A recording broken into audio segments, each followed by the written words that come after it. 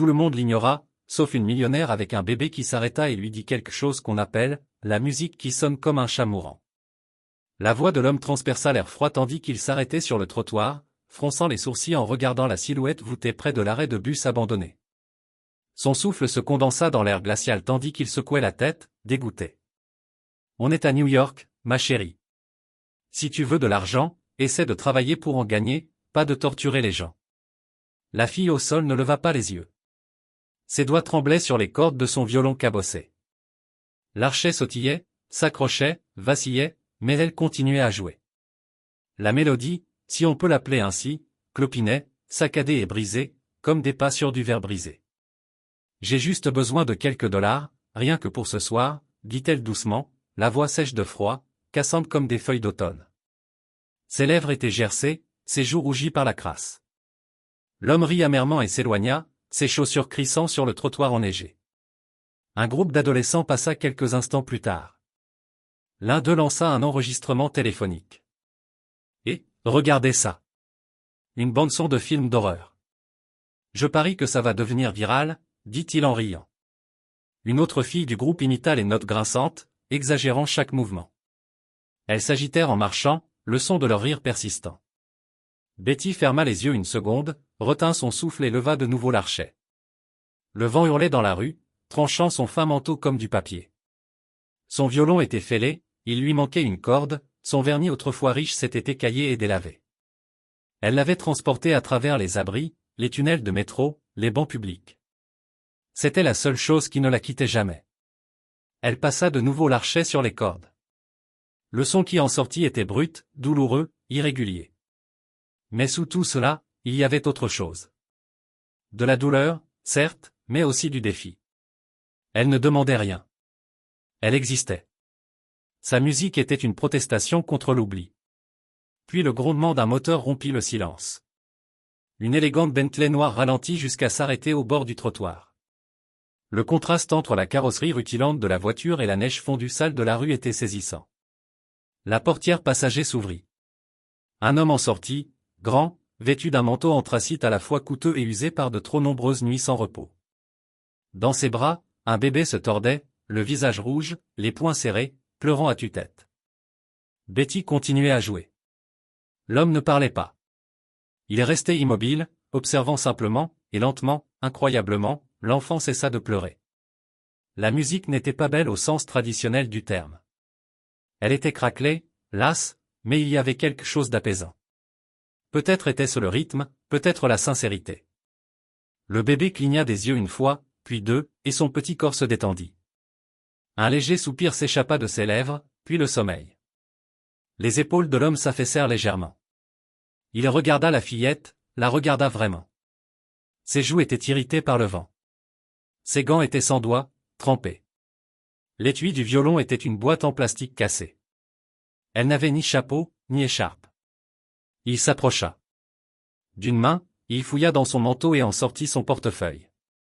En silence, il prit un billet de $100 tout neuf et le déposa dans sa boîte. Betty se figea. « Je n'ai pas dormi depuis 3 jours, dit-il d'une voix rauque d'épuisement. Elle non plus. Pas de bruit blanc, pas de berceuse, pas de médicaments. Mais ta musique, ça a marché. Betty le regarda maintenant. Vraiment. Ses yeux étaient enfoncés, cernés de fatigue, mais chaleureux. Franchement. Merci, murmura-t-elle. L'homme resta silencieux une seconde. Puis il dénoua l'écharpe gris foncé de son cou et la drapa délicatement sur ses épaules. Elle se raidit, surprise. Tiens, dit-il d'une voix basse, prudente. Dans la voiture, il sortit une bouteille thermos en argent et une tasse pliable. Il versa du thé, la vapeur s'échappant comme une dent, et la lui tendit. C'est juste de la camomille. Sans engagement. Elle la prit, les mains tremblantes, et serra la tasse chaude contre elle. La vapeur piqua ses lèvres gercées. La chaleur lui parut miraculeuse. Je suis Justine, dit-il finalement. Et voici Sophie, acquiesça Betty. Betty. Justine s'accroupit légèrement, la regardant droit dans les yeux. As-tu un endroit chaud où aller? Betty hésita. Elle baissa les yeux, gênée par la vérité.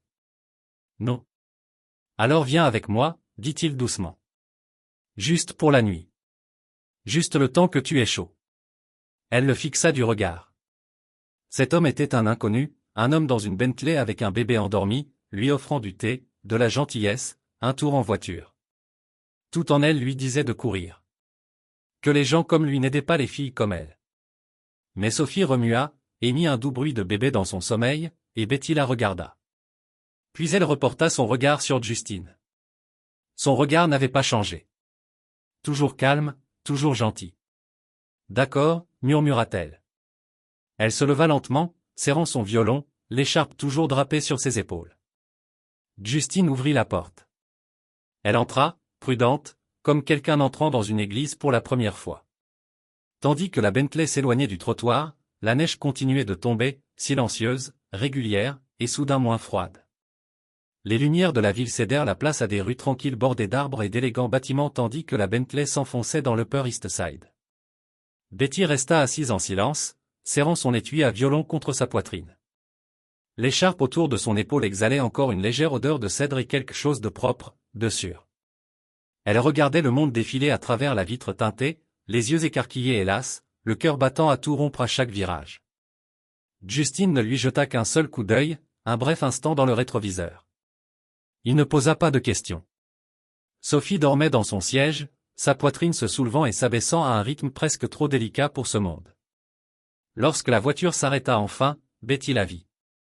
Une haute et majestueuse maison derrière un portail en fer forgé noir.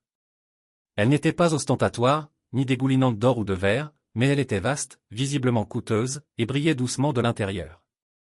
Une lumière chaude se déversait à travers les vitres comme une invitation silencieuse. Justine sortit, souleva doucement Sophie de son siège, puis ouvrit la portière à Betty. Elle hésita. Ses bottes, mouillées et déchirées, flottaient juste au-dessus de la pierre propre de l'allée. « Tu es en sécurité ici, » dit Justine doucement. Betty hocha la tête, plus pour elle-même que pour lui, et sortit. La portière s'ouvrit avant même qu'il ne l'atteigne. Une femme d'une soixantaine d'années se tenait dans l'entrée, ses cheveux gris noués en un chignon soigné, son tablier impeccable. Son visage était bienveillant, ses yeux brillants. « Monsieur Caldwell, » dit-elle avec un sourire. « Et voici notre invité. »« Voici Betty, » dit Justine. La femme se tourna vers elle. « Je m'appelle Clara. J'ai préparé la chambre d'amis. Entrez, ma chérie. Il gèle dehors. » Betty entra. La maison sentait la vanille et un parfum floral, la lavande peut-être. Des étagères bordaient le couloir, des tapis moelleux sous les pieds et une lumière tamisée donnait une impression de vie. Non seulement belle, mais chaleureuse, humaine. Clara la conduisit en haut d'un petit escalier. La pièce était petite comparée à la maison, mais grande selon les critères de Betty. Un lit avec une épaisse couette, une commode avec un vase de fleurs fraîches et un petit fauteuil près de la fenêtre. Betty se tenait sur le seuil, figée. Elle secoua la tête. Je n'ai pas besoin de tout ça, murmura-t-elle. Le sol est parfait, vraiment. Le sourire de Clara vacilla un instant, puis redevint doux et compréhensif. Bien sûr, ma chérie. Comme tu le souhaites. Betty s'affaissa par terre dans un coin, serrant son violon contre sa poitrine comme un bouclier. Elle resserra son écharpe, son regard parcourant la pièce à la recherche de pièges cachés. Justine apparut dans l'embrasure de la porte. Il tenait une autre tasse de thé, une légère vapeur s'élevant. « Tu n'as pas à être nerveuse, » dit-il calmement. « Tu as aidé ma fille à dormir. C'est plus important pour moi que tu ne le penses. » Il posa la tasse sur la table de nuit et recula. « Je te laisse te reposer. Bonne nuit, Betty. » Il partit sans fermer complètement la porte. Elle resta légèrement entr'ouverte, comme une promesse silencieuse. Betty ne toucha pas le lit. Elle resta assise par terre un long moment, sirotant son thé à petites gorgées prudentes. Son corps était douloureux à cause du froid, mais elle refusait de s'allonger. Vers minuit, elle entendit des pas légers dans le couloir. Elle se raidit, le cœur battant la chamade. Ses doigts agrippèrent l'étui à violon. La porte grinça doucement. « J'apporte juste une couverture supplémentaire. » Clara murmura en la posant au pied du lit. « Tu risques d'avoir froid. » Betty ne dit rien. Clara hocha la tête et sortit, la porte se refermant avec un léger clic. Betty fixa la couverture un long moment. Puis, lentement, elle tendit la main et la tira sur elle. Elle s'adossa au mur, se recroquevilla sur elle-même et ferma les yeux. Elle avait dormi sur les trottoirs, dans les gares, derrière les poubelles. Mais ici, sur ce sol avec une couverture qui sentait le soleil, elle ne frissonnait pas. Pour la première fois depuis des années, Betty dormait sans peur. La maison était silencieuse au petit matin, à l'exception des petits cris de Sophie qui résonnaient dans le couloir. Betty, bien que toujours incertaine de son appartenance, avait commencé à se réveiller avant tout le monde. Enveloppée dans l'écharpe bleu marine que Justine lui avait offerte, elle descendait l'escalier sur la pointe des pieds, étui à violon à la main, et s'asseyait dans le coin ensoleillé du salon, près des grandes baies vitrées. C'était devenu un rythme. Le troisième matin, Sophie s'éveilla comme d'habitude vers 6h15 et Clara, toujours gracieuse, l'amena dans la chambre où Betty l'attendait. Le bébé se calmait instantanément à sa vue et au doux son qui s'ensuivait. Chaque soir aussi, Betty jouait près du berceau de Sophie. Ses notes étaient douces, hésitantes au début, mais devenaient plus régulières au fil des jours. La musique n'était plus une musique de survie brutale. C'était une berceuse filée par les mêmes mains qui avaient autrefois tremblé dans la neige. Un soir, alors que les dernières notes flottaient dans l'air, Betty passa devant le bureau de Justine et l'aperçut par la porte entr'ouverte. Il était assis dans un profond fauteuil en cuir, sa haute silhouette affalée en avant. Il tenait dans ses mains un cadre photo aux bords usés. La femme sur la photo, Anna, souriait d'un sourire radieux dans un jardin d'été, les bras berçant Sophie, nouveau-née. Betty se figea. Justine avait la tête baissée, son pouce effleurant la vitre en cercle lent et douloureux. Ses yeux étaient rouges, mais ils ne produisaient aucun son. Il n'y avait pas de sanglots, juste le silence. Un silence pesant, Betty se détourna silencieusement. Elle retourna dans la chambre d'Amy et s'assit au bord du lit. Pour la première fois depuis son arrivée, elle déposa délicatement le violon sur la couette au lieu de le serrer contre elle pour s'endormir. Quelque chose avait changé. Le lendemain matin, au cours d'un petit déjeuner tranquille composé de flocons d'avoine et de thé, Justine s'éclaircit la gorge. « Tu m'as vu hier soir » dit-il sans lever les yeux. Betty hésita. Spoon s'immobilisa en plein vol. « Je ne voulais pas. Je passais juste devant. » Il hocha lentement la tête, puis croisa son regard. Anna mourut 3 jours après la naissance de Sophie. Complication. Elle avait tenu Sophie une fois. Et puis elle avait disparu. Betty baissa les yeux, ne sachant que dire. « Je ne sais pas comment faire » continua-t-il. « Être père, être seul. Certains jours, j'ai l'impression de faire des gestes que je ne comprends pas. Mais quand Sophie entend ta musique, souffla-t-il. Elle dort et je respire. » Betty le regarda, le regard s'adoucissant. « Je n'ai jamais vu quelqu'un pleurer aussi doucement, » dit-elle. Justine esquissa un petit sourire brisé. « Je n'ai jamais laissé personne me voir pleurer. » Betty ne dit rien de plus. Mais cette nuit-là, quand Sophie s'éveilla, ses berceuses étaient plus profondes, plus riches. Elle jouait non seulement pour apaiser l'enfant, mais aussi pour lui tendre la main, peut-être pas avec des mots, mais dans la seule langue en laquelle elle avait confiance. Malgré la chaleur de la maison, Betty gardait ses limites. Elle lavait son linge à la main dans le lavabo de la salle de bain. Elle buvait du thé dans la thermos cabossée qu'elle avait apportée à son arrivée. La chambre d'Amy était restée peu fréquentée. Les tiroirs étaient vides. La porte du placard ne s'ouvrait jamais. Clara le remarqua, bien sûr, mais elle ne força pas Justine, lui aussi, respectait les murs invisibles que Betty entretenait. Il ne lui faisait ni sermon, ni exigence, juste de l'espace. Avec le temps, Betty commença à lire quelques-uns des livres alignés sur les étagères du salon. Elle trouva un vieux recueil de nocturnes de Chopin, aux pages usées et marquées au crayon. Elle les répétait tranquillement pendant la journée, hors de vue. Sophie commença à reconnaître sa mélodie. Un après-midi, alors que Betty jouait près de la fenêtre de la chambre d'enfant, Sophie, alors âgée de 4 mois, tendit une main potelée et toucha les cordes. Le son était étrange et grinçant. Betty rit sincèrement, un son qu'elle-même avait presque oublié. Ce soir-là, elle écrivit dans un petit carnet que Clara avait laissé sur la table de chevet. La musique me maintenait en vie. Maintenant, elle me rend humaine. La lumière de fin d'après-midi baignait la chambre d'enfant tandis que Sophie frappait de ses petites mains, essayant d'imiter le rythme que Betty tapotait doucement sur le parquet. 1, 2, 1, 2, dit Betty doucement, son sourire prudent mais sincère. Sophie ricana en réponse, titubant légèrement en essayant de se lever. Chaque jour apportait ses petits pas comme celui-ci. Rire d'enfant, regards échangés, mélodies jouées sans raison. Betty commençait à s'habituer au rythme de la maison, à l'attention, à la présence. Et pourtant, en elle, une tempête silencieuse grondait. Cette tempête frappa un mardi après-midi frisquet. Betty était à mi-chemin de la cuisine lorsqu'une vive douleur lui serra le bas-ventre, l'arrêtant de froid. Ses genoux fléchirent et elle toucha de justesse le bord du mur avant de s'effondrer au sol. La sueur perla sur son front et elle se recroquevilla pour respirer malgré la sensation de poignard. La chose suivante qu'elle entendit fut des pas précipités. Betty. La voix de Justine était chargée d'inquiétude. Il se laissa tomber à côté d'elle, les yeux scrutant son visage pâle, la main tendue vers son épaule. Que s'est-il passé? Tu es blessé? Je vais bien, murmura-t-elle entre ses dents serrées. Tu ne vas clairement pas bien, tenta-t-elle de se redresser. Ce n'est que de la douleur. Ça passera. Je n'ai pas besoin de ta pitié, dit Justine d'un ton calme. Il la regarda un instant, les sourcils froncés, puis dit doucement, ce n'est pas de la pitié, Betty.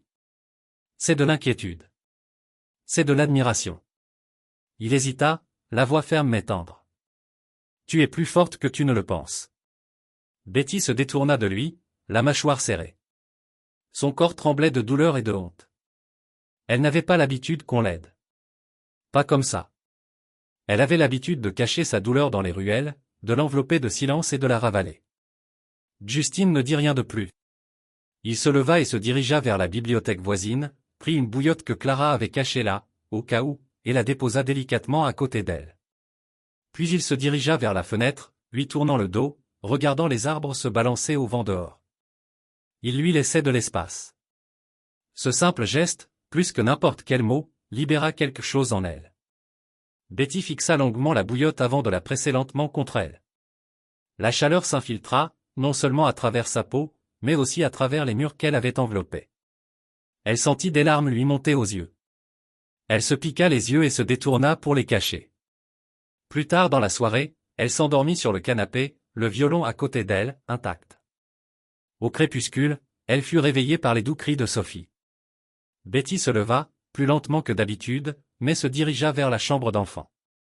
Le bébé tendit instinctivement la main, son visage s'illuminant à la vue de Betty. Ce petit geste, pur, sans attente, apaisa la douleur intérieure. Cette nuit-là, Betty s'assit près du berceau et joua. Les notes étaient plus graves, plus lentes, empreintes de douleur, mais aussi de résolution. Elle ne jouait pas pour survivre. Elle ne jouait pas pour quelqu'un d'autre.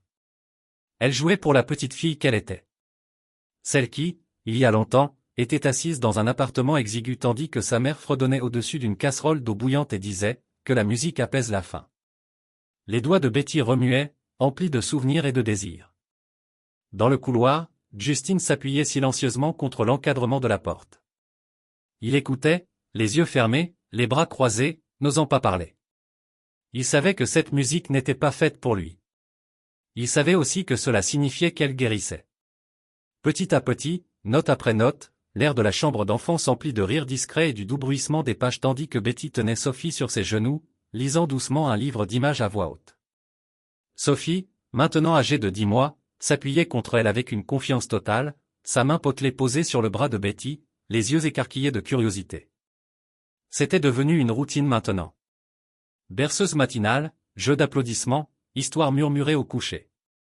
Betty s'était retrouvée intégrée à l'univers de Sophie, progressivement, presque sans s'en rendre compte. Le visage de la petite fille s'illuminait à chaque fois qu'elle entrait dans la pièce, et lorsqu'elle pleurait, seule sa voix semblait la calmer. Un soir, alors que le ciel tournait, tel un rose tendre au-dessus des hautes fenêtres de la maison, Justine s'approcha de Betty alors qu'elle pliait les petits vêtements de Sophie sur le canapé du salon. Il avait les mains dans les poches et paraissait étrangement incertain. Betty, commença-t-il à penser. Elle leva les yeux, son expression s'apaisant. Neutre. Tu es devenue plus qu'une simple invitée dans cette maison. Sophie t'adore. Elle rit avec toi. Elle dort quand tu joues. Je sais que ça peut paraître formel, mais envisagerais-tu de devenir sa nounou? Officiellement, je veux dire. Betty cligna des yeux, surprise. Nounou, répéta-t-elle comme si elle essayait le mot sur sa langue. Je ne te le demande pas à cause de ta musique. Justine continua en s'agenouillant légèrement pour la regarder dans les yeux. Je te le demande parce que tu es la seule personne à qui elle sourit certains jours. Tu es sa personne et ça veut tout dire. Betty posa une grenouillère pliée, ses mains lui semblant soudain trop grandes. Je n'ai pas les qualifications, pas de formation, pas de diplôme. La voix de Justine s'adoucit. Tu as du cœur. Tu tiens à elle comme à toi. Aucun certificat papier ne compte plus que ça. Le silence s'installa entre eux. Puis Justine se leva et sortit de la pièce. Quelques instants plus tard, il revint tenant une longue mallette rectangulaire enveloppée dans un doux velours. Il la posa délicatement sur la table devant elle. « J'ai quelque chose pour toi. » Betty regarda la mallette avec lassitude. Puis elle l'ouvrit lentement. À l'intérieur se trouvait son violon, intact, sans aucune corde manquante. Le bois brillait, restauré, mais non remplacé. Ses cicatrices polies donnaient une beauté magnifique. La courbe familière du manche, le grain subtil du corps. Il était à elle, mais intact. « J'ai trouvé quelqu'un pour le réparer, » dit Justine. Quelqu'un qui comprenait que tout ce qui est cassé n'a pas besoin d'être remplacé. Certaines choses méritent une seconde chance. Betty retint son souffle. Ses doigts tremblaient au-dessus de l'instrument. J'ai pensé, ajouta Justine doucement. Peut-être que tu mérites cette chance, toi aussi. Ces mots la touchèrent plus profondément qu'il ne l'avait probablement prévu. Betty se leva brusquement, essayant de se ressaisir, les yeux remplis de larmes. Et elle se détourna, les essuyant du revers de sa manche. « Pourquoi fais-tu ça » murmura-t-elle. « Tu ne me dois rien. »« Non, » répondit-il. « Mais je te suis reconnaissant. Pour ce que tu as apporté à cette maison, et pour ce que tu as apporté en moi. » Betty regarda de nouveau le violon. Ce soir-là, après que Sophie se fut endormie dans le silence du crépuscule, Betty était assise seule dans la salle de musique. Le violon reposait sur ses genoux comme un ami fidèle de retour d'un long voyage. Elle le berça doucement, caressa les cordes de ses doigts, puis leva l'archet. Elle jouait, non pas pour chasser la faim, non pas pour chasser le froid, mais pour la joie. La musique était différente cette fois, plus légère, plus libre. Elle ondulait dans l'air chaud comme le chant des oiseaux après un orage. C'était un chant de possibilités, d'espoir prudent, de racines commençant à s'enfoncer dans la terre ferme. Et dans le couloir, une fois de plus, Justine s'arrêta et écouta sans un mot, sans bouger. Il savait qu'il valait mieux ne pas interrompre ce moment, car il lui appartenait. La lumière du soleil matinal filtrait à travers les hautes fenêtres, dessinant des rectangles dorés sur le sol de marbre. Betty était dans la cuisine, donnant à Sophie de la purée de banane lorsque Clara entra, un journal plié fermement à la main. « Betty, dit-elle doucement, je pense que tu devrais voir ça. » Betty s'essuya les mains sur un torchon et prit le journal. Son cœur se mit à battre la chamade lorsque ses yeux se posèrent sur le titre, en couverture de la section Art de vivre, Millionnaire et la fille au violon, un projet secret ou de sympathie. L'article était écrit par James Lton, ami de longue date de Justine et chroniqueur réputé pour ses provocations. L'article racontait comment un mystérieux violoniste sans domicile fixe avait été accueilli dans la cité Caldwell, suggérant une relation née de la solitude et d'une charité mal placée de Justine plutôt que de l'amour ou de la sincérité. Il mentionnait ses activités dans la rue, son installation sans papier, et spéculait sur l'instabilité émotionnelle d'un père veuf prenant des décisions imprudentes. Le visage de Betty se vida de ses couleurs. Elle resta figée au milieu de la pièce, le journal tremblant dans sa main. Plus tard dans la journée, lorsque Justine revint d'une réunion, elle l'attendait près de la porte, l'article froissé. Son poing. « Tu as vu ça » demanda-t-elle doucement. « Oui, oui » répondit Justine d'une voix calme. « Je ne peux pas rester ici, » dit-elle. « Pas quand les gens pensent à moi, quand ils pensent que tu m'as recueilli comme une charité. Et si Sophie grandissait et lisait ça? Et si ça lui faisait mal ?» Justine s'avança, sa voix douce mais ferme. « Les gens auront toujours quelque chose à dire. Mais ils ne vivent pas ici. Ils ne connaissent ni Sophie, ni toi, ni nous. » Betty secoua la tête. « C'est ton monde, Justine. Je n'y ai pas ma place, et je refuse d'être la raison pour laquelle ton nom est traîné dans la boue. Je ne m'inquiète pas pour mon nom, dit-il. Je m'inquiète pour Sophie, pour ce que cela signifierait pour elle si la femme qu'elle aime disparaissait. » Son souffle s'arrêta, mais elle garda le silence. Et je m'inquiète, ajouta-t-il plus doucement maintenant, de perdre ce morceau de ce foyer que toi seul peux combler. Elle le regarda, les yeux brûlants. Ce n'est pas une question de pitié, Betty, ou de charité. Tu es de la famille. Ta place est ici. Pas à cause de ce que tu fais pour Sophie, mais à cause de qui tu es. Pourtant, elle ne pouvait ignorer le bouillonnement en elle. La honte, le doute, de vieilles blessures ouvertes par des mots cruels imprimés noir sur blanc. Ce soir-là, elle fit un petit sac et installa ses affaires dans une chambre d'amis plus loin dans le couloir. En attendant que tout cela se termine, dit-elle à Clara, qui hocha simplement la tête, le regard bienveillant mais triste. Les jours suivants, Betty garda ses distances avec Justine. Elle resta dévouée à Sophie, jouant avec elle, la nourrissant, fredonnant des berceuses chaque soir, mais elle évitait les dîners tranquilles et les longues promenades qu'elle partageait autrefois. La chaleur qui avait commencé à naître entre elles attendait maintenant dans un coin, non dite et non résolue. Un soir, alors que les lumières de la ville clignotaient à travers la fenêtre de la chambre d'enfant, Betty prit Sophie dans ses bras et la berça doucement. Le violon reposait à côté d'elle sur la chaise. Elle le souleva lentement, passa ses doigts sur les cordes et commença à jouer. La mélodie était douce, presque hésitante, mais ses notes enveloppaient la petite fille comme une couverture. Sophie remua un instant, puis s'immobilisa, sa petite main en serrant la chemise de Betty. Les larmes montèrent aux yeux de Betty tandis qu'elle jouait. Elle jouait malgré la douleur dans sa poitrine, malgré la tempête de honte et de peur, malgré le souvenir des mots de Justine, « Tu fais partie de la famille ». La musique trembla, puis se stabilisa, car elle réalisait à cet instant qu'aucun titre ne pouvait définir son lien avec Sophie. Aucun commérage ne pouvait défaire ce qui avait été construit dans des moments de calme, d'attention, de rire, de chant. Et tandis que son archet ralentissait et que la dernière note s'éteignait, Betty se pencha et embrassa le front de Sophie. « Je suis toujours là », murmura-t-elle. « Et je ne partirai pas », la nuit était inhabituellement calme. Une tempête de neige avait balayé New York, coupant l'électricité dans plusieurs quartiers. La résidence Caldwell, nichée dans l'Upper East Side, baignait dans un doux silence, seulement troublé par le crépitement occasionnel du bois. Betty était assise sur un épais tapis devant la cheminée, les bras enroulés autour de la petite Sophie, devenue une petite fille vive et curieuse. La lueur des flammes dansait sur leur visage, projetant de longues ombres sur les murs.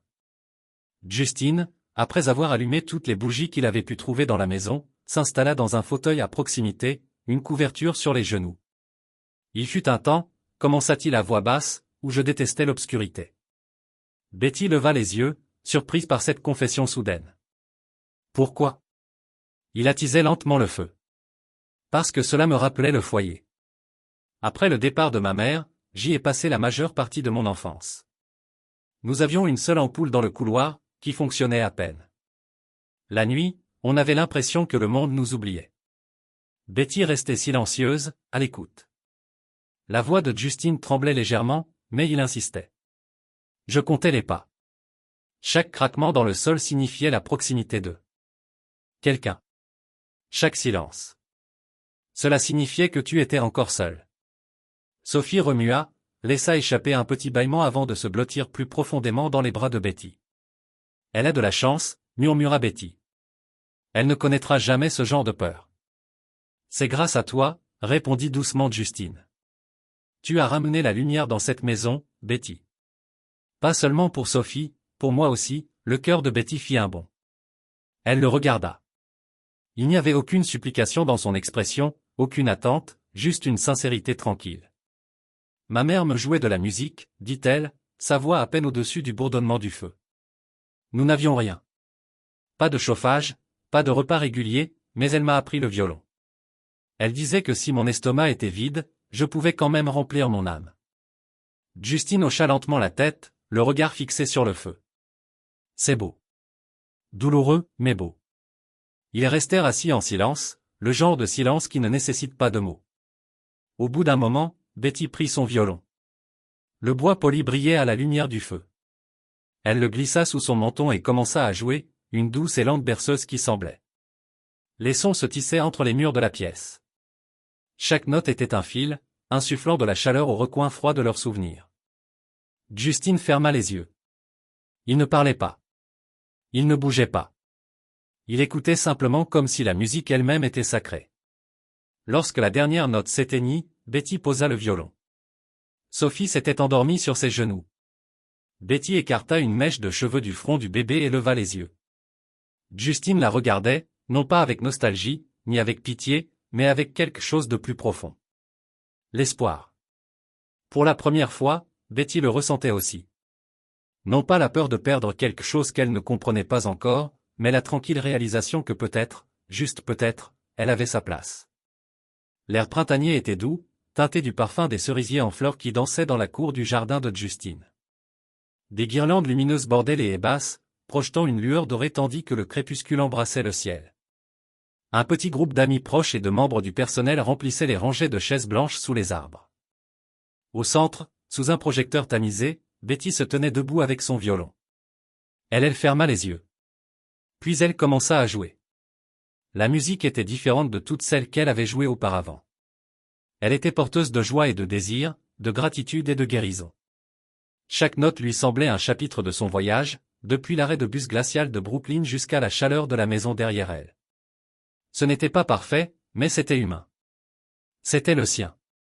Sophie, maintenant tout trottant et pleine de rire, applaudissait avec enthousiasme depuis les genoux de Justine. La petite fille était devenue forte, confiante et pleine d'entrain, comme sa mère l'aurait souhaité, comme sa seconde mère l'avait aidée à le devenir. Alors que la dernière note s'estompait dans la brise printanière, les applaudissements furent immédiats et chaleureux. Betty s'inclina légèrement, rouge d'émotion, en descendant de la petite estrade. Elle n'attendait rien de plus que le calme d'une soirée tranquille. Mais Justine la rejoignit au bas des marches. Il tenait quelque chose à la main, une petite boîte. Les yeux de Betty s'écarquillèrent. Il s'agenouilla sous les cerisiers en fleurs, tandis que Sophie se tenait à ses côtés, tenant le bord de sa manche. « Betty, dit-il d'une voix rauque. D'une voix ferme mais tendre. Tu n'as pas seulement apporté la musique dans cette maison. Tu nous as ramenés à la vie. Tu as donné à Sophie l'amour d'une mère. Tu m'as redonné espoir. Tu nous as appris à tous les deux à ressentir la joie sans culpabilité. » Il ouvrit la boîte. À l'intérieur se trouvait une bague en argent, simple et élégante, gravée à l'intérieur, notre mélodie. « Je t'aime. Veux-tu m'épouser ?» Le monde s'arrêta. La main de Betty se porta à sa bouche. Elle ne s'y attendait pas après tout ce qu'ils avaient traversé, pas après avoir respecté avec tant de soin l'espace et le temps de l'autre. Mais en le regardant là, doux, sincère et plein d'amour, elle sut que la réponse avait toujours été dans son cœur. Elle hocha la tête, les larmes aux yeux. Oui. La foule applaudit de nouveau, mais ce fut la petite voix de Sophie qui brisa le calme général. « Maman » dit-elle en tendant la main vers Betty. Betty la serra dans ses bras, les larmes coulant à flots. Il n'y eut pas de grand discours, juste une joie tranquille, celle qui dure. Les mois passèrent. Le mariage était petit, rempli de rires et de décorations maison. Clara pleura presque tout le temps. Le violon de Betty jouait la marche nuptiale. Justine portait le même costume que le soir de sa première rencontre, discrètement sentimental. Le ventre de Betty commença à se dessiner peu après. Elle rayonnait. Non pas de richesse ou de gloire, mais de paix, d'être aimée et de choisir d'aimer en retour. Un matin, au petit matin, alors que les oiseaux gazouillaient doucement dehors, Betty était assise sur le rebord de la fenêtre de la chambre d'enfant. Sophie était allongée à côté d'elle, levée dans une couverture. En elle, une autre vie s'éveillait doucement. Elle fredonnait une berceuse, celle que sa mère lui avait apprise il y a longtemps, quand le monde lui semblait trop brutal et bruyant. Justine entra silencieusement, posant une main sur son épaule. Ils restèrent assis en silence, regardant la lumière se glisser sur les toits de la ville. « Avant, je jouais juste pour survivre », murmura Betty. Justine appuya sa joue contre ses cheveux. « Et maintenant » sourit-elle. « Maintenant, je joue parce que je suis enfin en vie. » Ils se tenaient main dans la main et marchaient ensemble vers le nouveau jour avec de la musique dans leur cœur et une famille dans leurs bras.